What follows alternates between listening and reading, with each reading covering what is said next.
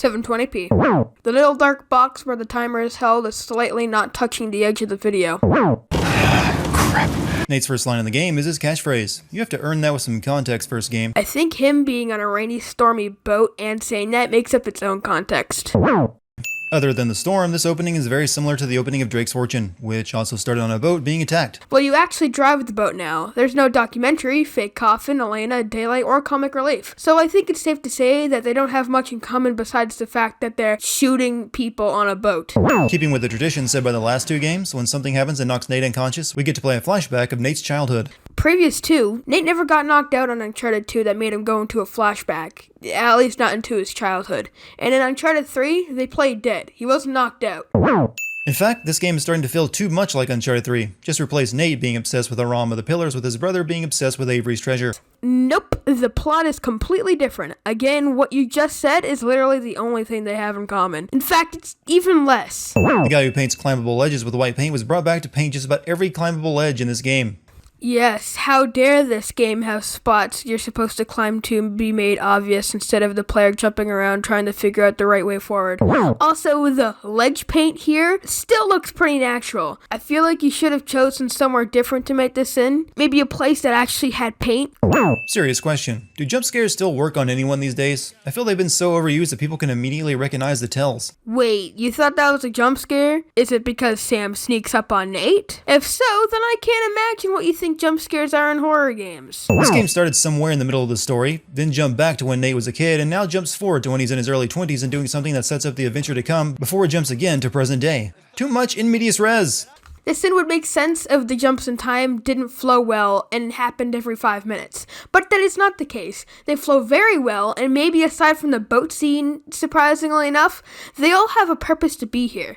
Child Nate is setting up the break-in, which subsequently causes them to change their names. And the Panama prison is setting up Rafe, more development on Sam, the St. Dismas Cross, and Sam's death.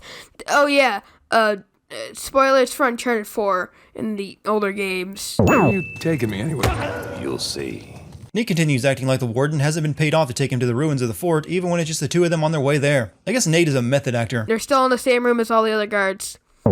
Also, it is very possible that Nate's a method actor. Let's not judge. Was it really necessary for Nate to get himself put into a Panamanian prison just so he could access the ruin of an old fort right next to it? It's surrounded by open water. Nate could have come here by boat and climbed up. If he did that, he would probably be charged for trespassing. The cross that one of Avery's crew hid inside his cell is hollow, and the message it contained is gone. This cross was hidden by the same pirate who sent the letter that talks about it and how to find it, all in the hope that someone would find it and Avery's treasure. And if someone had come along and found the cross already, they wouldn't have bothered putting the broken cross back in the hole afterward.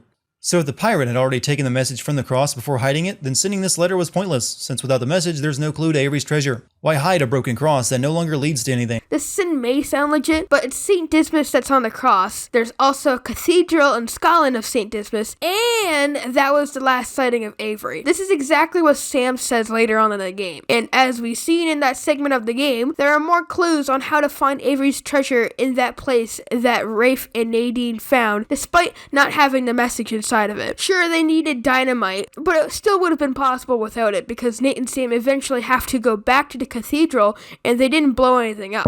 Also, it's totally possible for someone to have come by, took the information that was in the cross, and then put it back into the stone, because, I don't know, maybe he was just absent-mindedly thinking.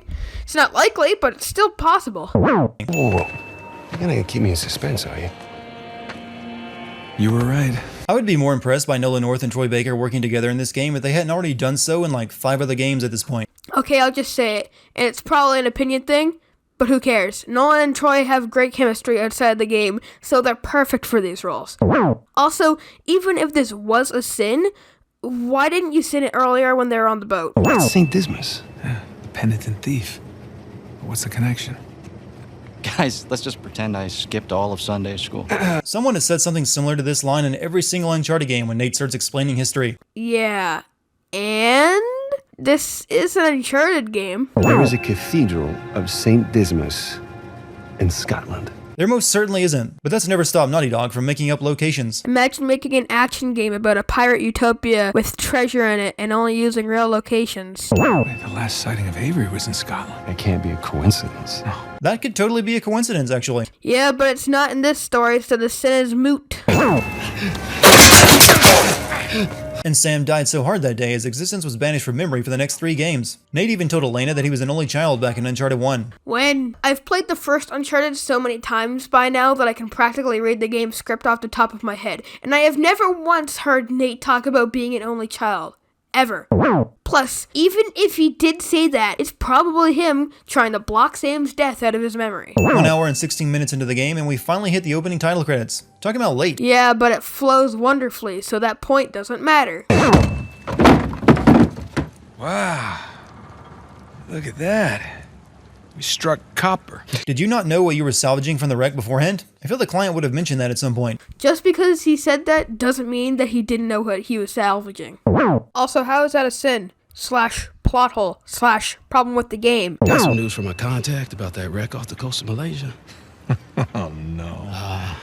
The ship's intact. Yeah? Cargo's right for the picking. Tell me, this contact of yours, you get the permits? No, he did not get the permits. Can't no one get the damn permits? Of course not. No permits means no go. Nate is now a guy who cares about things like permits and the legality of raiding ancient history rather than the roguish adventurer who acts before thinking. But Nate has previously shown that he doesn't like sticking his neck out if it's too dangerous. After all, he wanted to stop looking for El Dorado and the Sintamani Stone and Narama the Pillars the moment it got dangerous. Well, not in Uncharted 3. In that game, it was pretty much everyone else around him. This is retirement money for the both of us, okay? I don't know about you, but I don't want to be working salvage when I'm 60. Marine salvage jobs pay upwards of $80,000 a year. You have nothing to complain about. What does that have to do with him wanting to retire before he's 60 and still doing this probably very boring job? I mean, he's not the one that's diving. Nate is. Retirement money is retirement money. Finish it? Yeah.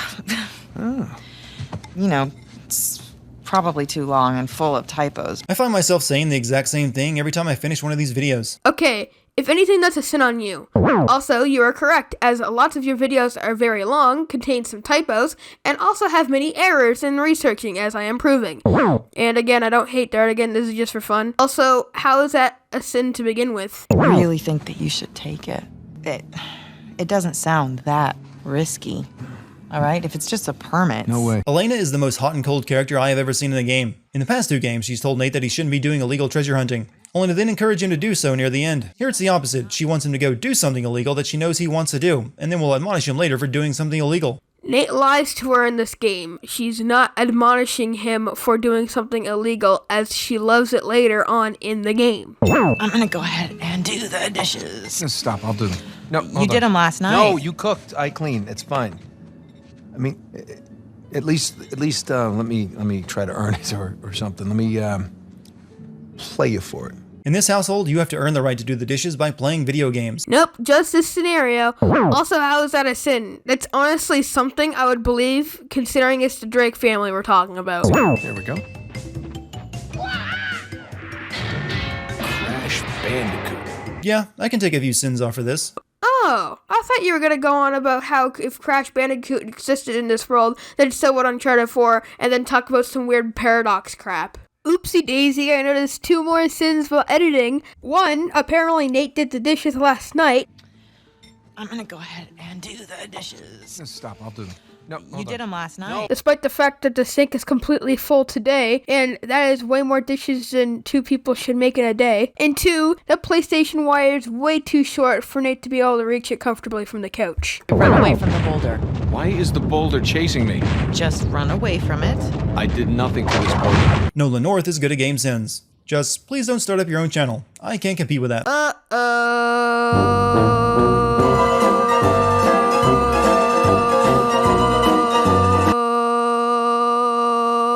Come on, double or nothing. My car could really use a good cleaning. He wagered that if he beat your high score that he would get to do the dishes. Since he lost, you get to do them. So wouldn't you be wagering that you would be washing your own car if he lost? Yes! This kind of romantic coupling can only lead to a scene transition. A lot of these sins just seem to be descriptions of what is happening, disguised as problems. Call some of your old contacts. Tell me some pretty crazy-ass stories. Jeez, what crazy stories. Got shot, hanging from a derailed train in the Himalayas. Which contact did you call that told you about that? since the only other people who know those exact details are Sully and Elena, and they don't know about you yet. I don't know, maybe Chloe? She knows Sam if the Lost Legacy is info to go by, and she knows about the train crash. If I were Nate, I would plead the fifth and not incriminate myself by admitting to destroying any of those ancient cities. El Dorado wasn't a city, according to the first game, and if you consider the island a city, he never destroyed it. What will you do when you get out, Samuel? Alright, so I'm just gonna add a whole bunch of sins here for the next few minutes because he sins things that Sam made up. 11 sins added, as they are all not real. Also, one more because he adds one here for no reason. He didn't skip anything, it's just added for no reason. You know, happened to do a little digging of my own. And, I bet your Rafe doesn't have this. Yeah, because Rafe doesn't know how to do a Google search for Cross of Dismas and find an image of it on an auction site. Actually, he did, evident by the fact that he's there. Avery made more than one cross. So whatever's missing from the one in Panama is probably still inside this one. In every single Uncharted game, characters will let each other finish their sentences for them. Okay, so? Nate uses a flip phone. Okay, so? So was Sam in Colombia with Nate when Nate first met Sully? He seems to know him well enough. Why didn't he help Nate steal Francis Drake's ring if that was the case? Because as the game insinuates later, when Nate's talking about Sam to Elena, they took turns in prison. So he was probably in jail when he was stealing the ring. Seen here is Nolan North humping Troy Baker. I just fulfilled someone's fan fiction. You are welcome. I fail to see how this is the game's problem. Also, that's not Nolan and Trey. Those are characters being played by them. Sully? Oh, come on. You knew that was Sully. Not only was this the room in the Rossi estate that he unlocked the window for you to get in, you would have seen him before this to plan the theft, since you had to tell Sully what he would be doing beforehand. So why is Nate acting like this is the first time he's seen Sully in years? As confirmed at the end of this game and a trailer, they talked on a phone call. So this is really Nate seeing Sully for the first time in 2 years. You remember my dead brother, right? Wait, you didn't tell Sully about your brother being alive and why you're stealing this cross before you came here? From what I know about Sully, he would want details before he agreed to do anything dangerous. Again, just because he said that doesn't mean Sully didn't know Sam was alive. Otherwise, Sully would have been floored by now knowing Sam's back. Yes. That crowbar was inside that? Yes, it was. Also, I think that phrase should be the crowbar was inside that. Wait up. You do realize that Rafe knows you're coming. No, he wouldn't. He doesn't know that what was inside the cross leads back to the cathedral. For all he knows, Nate and Sam are off to some other part of the world. Took a long time for him to get out of this game. There's no ding at the end of that sin. I have a hard time believing Scotland would allow a rich American and his private army to buy a centuries-old Roman Catholic cathedral and then blow it all to hell at his leisure. Cool. I don't see how that's anything but your problem. Also, Shoreline isn't his army, it's Nadine's. The Giant's Causeway, which this level's design is based on, is located in Northern Ireland, not Scotland. Okay, so it's not actually the Giant's Causeway. I see that Naughty Dog brought over the loading gates from The Last of Us. Okay, so it's better than a black loading screen with a coin spinning in the corner. This test is set up so that if a person takes the cross rather than the copper coin, the entire floor collapses. Considering this is a test that Avery set up to see if people were worthy or not, and that multiple people passed the test in the past, it's remarkable that no one ever failed, since one person failing means no one can ever take the test again.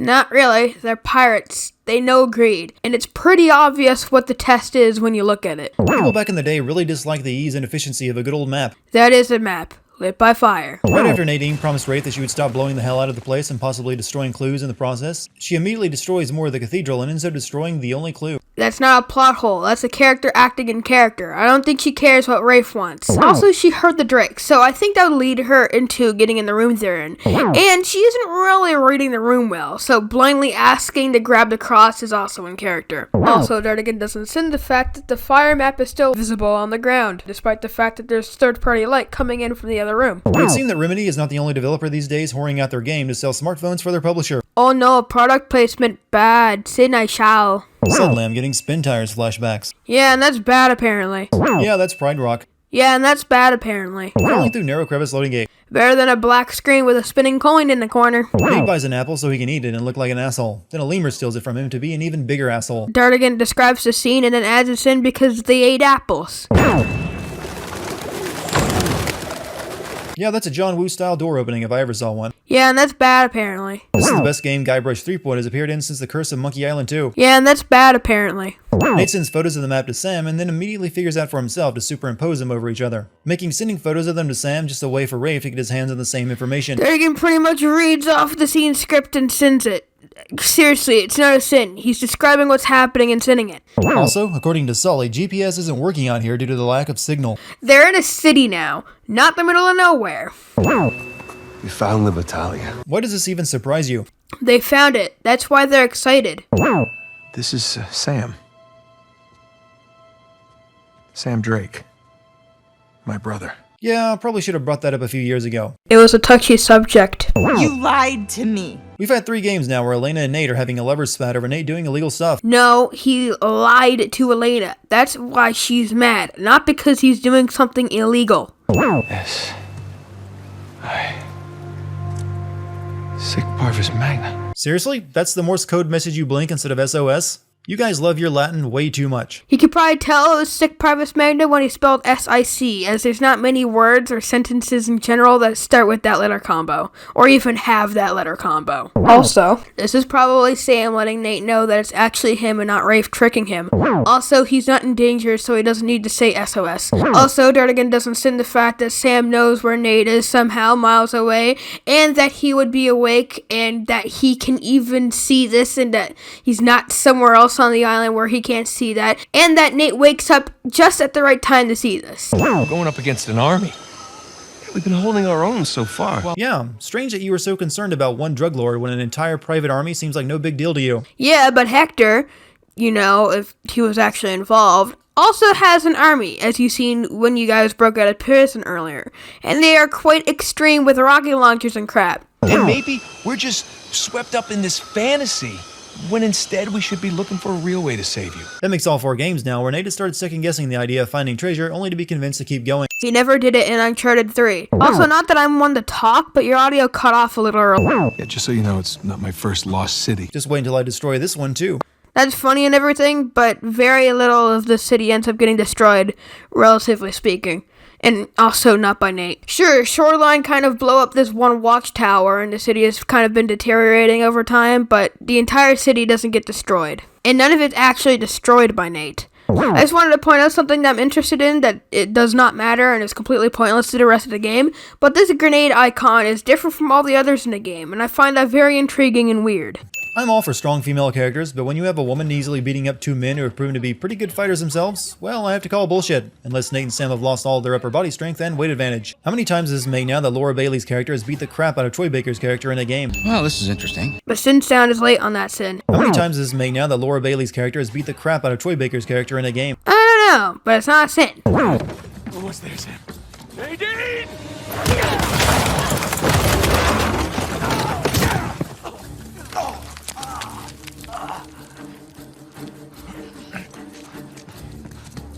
Dartigan doesn't sin the fact that Nate and Nadine both survived that, but also that she's able to get up before he does, after like a 5-story fall. Well, this is interesting. Isn't it now? I seem to recall the same scene happening in Uncharted 2. That doesn't matter and isn't a sin. He did hard time, our time, and the guy who broke him out, Hector Alcazar, he owes him a lot of money. Whoa, what the hell are you talking about, Nate? Hector Alcazar died in a shootout in Argentina like 6 months ago. I'm the one that got Samuel out. As good as this twist is, it does make you realize that this plot would have been over before it started had Nate taken 2 minutes to do a Google search on Hector Alcazar. They lampshade this later. You don't deserve it. You do? Last I checked, we're all a bunch of thieves digging around where we shouldn't. What is this witchery? A villain in an Uncharted game that makes sense? Quick, do something brash and stupid to make it right again. Dartigan Sin's a good villain. In fact, he even describes it himself as a good villain. Also, Uncharted fame. Every time Nate is knocked unconscious, we get to see more of his childhood. Dartigan describes a common thing that happens in these games that doesn't have anything inherently wrong with it. Did you like the Last of Us DLC? Well, this level where Nate and Sam look for their mother's journal is straight up copied from that. Right down to taking a Polaroid selfie and changing helmets in place of masks. This has absolutely nothing to do with the Left Behind DLC, besides that 7-minute part in the mask store, and that they are both made by Naughty Dog. Also, in Left Behind, it's a photo booth, and it never gives them pictures. You knew her mom? She worked for me. Apparently, Sam and Nate's mother never talked about her job, because they had no idea they were breaking into the home of the person she worked for. Why would their mom talk about where their boss lives? All her discoveries. This would have been her crowning achievement. Did she ever tell you her theories regarding Sir Francis Drake and his heirs? Sir Francis Drake didn't have any heirs. Yeah. That's what history tells us. But your mother and I believed otherwise. That was going to be her biggest discovery, That a ship captain had some bastard children a long time ago and never told anyone? Quick, call the Discovery Channel. I think she's talking about the book itself and is just using the Drake Air thing as an example. Also, if you're into that kind of thing, it would probably be a big discovery. Also, why didn't Rafe make sure Nate was dead after he fell? Nate didn't fall that far, and Rafe saw Sam take the bullet for him in the shoulder, so it's safe to assume that Nate would still be alive. 1, you said he would be straight up dead at 26 minutes and 55 seconds on the same timer. Straight up dead. And 2, he fell into a river and was carried here, evident by the lack of anything but water in this scene where Nate falls and the depth of the water between shots. After I lost him, or after I thought I lost him.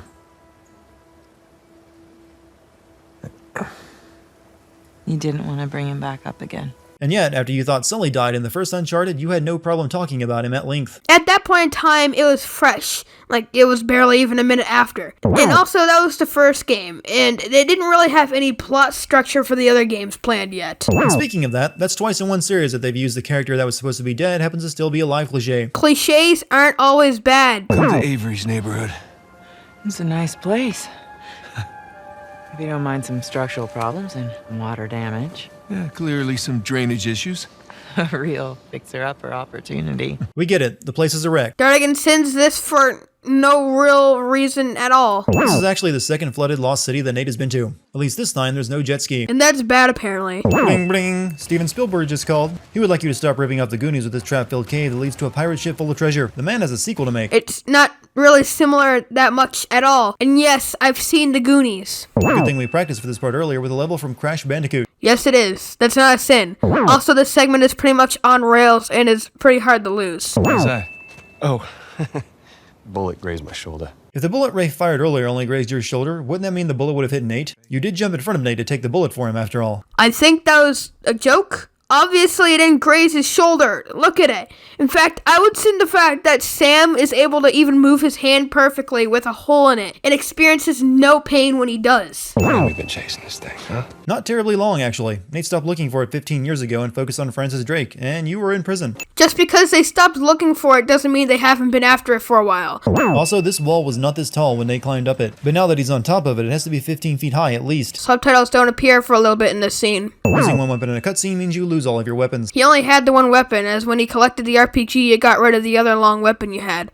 So, this scene should be better off there. Nadine and I are partners. I don't screw over my partners. You just did 5 minutes ago, though. That's the point. That's why you don't trust the woman you just slapped and threatened to kill if she didn't help you. Should have just let her go, dude. That's the point. Enlighten us. It's Avery and 2. They killed each other. Good for them. What's the point? It's a metaphor. It's not that hard to figure out. Rafe at this point is so enraged and psychotic that I'm pretty sure he's looking through tunnel vision right now. So it's pretty obvious why he wouldn't get a metaphor after like 2 seconds of him receiving the information. Seeing Nadine dual-wield pistols like this, am I the only one who's already writing erotic fanfiction of her and Lara Croft in my head? Nope. Dartigan's a freak. No, I'm just kidding. How is that a sin, though? No one actually believes all of that, since Nate destroyed all evidence of those discoveries. And I'm not There's no ding sound at the end of that sin. gonna let a couple of two-bit thieves, a senile con man, and a washed-up journalist take that away from me! You actually never encountered Elena, so how do you know she's involved? I'm sure at some point during this game, maybe when Elena got involved and killed and stole from Shoreline, Rafe would have been informed on who she is. On guard, dickhead.